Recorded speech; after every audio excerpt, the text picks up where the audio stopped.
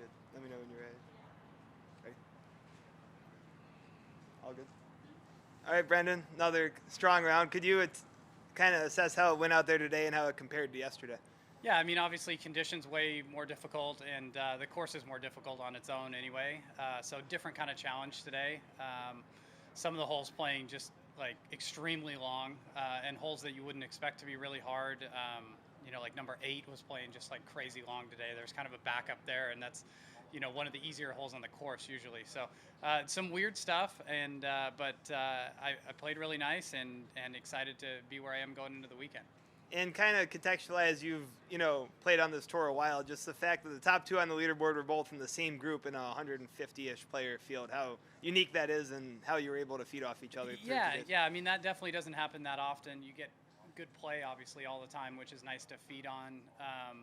But Sam was playing awesome. It was nice to see the ball going in the hole for the last couple days, and we're just super comfortable together. We had a lot of fun together, so I think that makes it a little easier, especially when it's really difficult out. And probably an advantage for us to play North yesterday and get a really low score under our belt, because I don't know how the scores are going over there today, but I can't imagine they're anywhere near as low as they were yesterday. So probably helped us. The rotation was probably good for us in the end.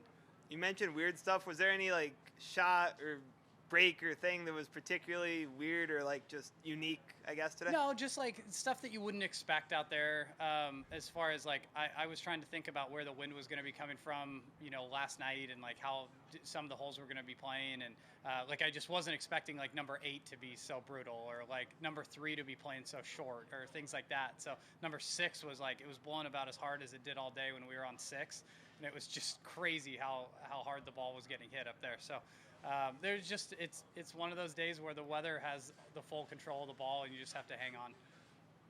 How taxing is that mentally when you've got to deal with that? It might go to a certain point. You try to anticipate when you'll not show up, or just think, all right, this is what I've got right now. I'm going to hit this shot and hope for the best. Yeah, you have to be very intuitive with the wind going up and down and when it's moving around, because it does change. It might be in and off the right, and then it shifts more to off the right, and the shot's totally different. So you just have to be a little careful, especially when it's blowing that hard. If it changes at all, that you really have to be paying attention. Your formative year is not too far from here. How often, as a youngster, did you get out and play this track? I played a decent amount, before they redid it and before they redid both sides.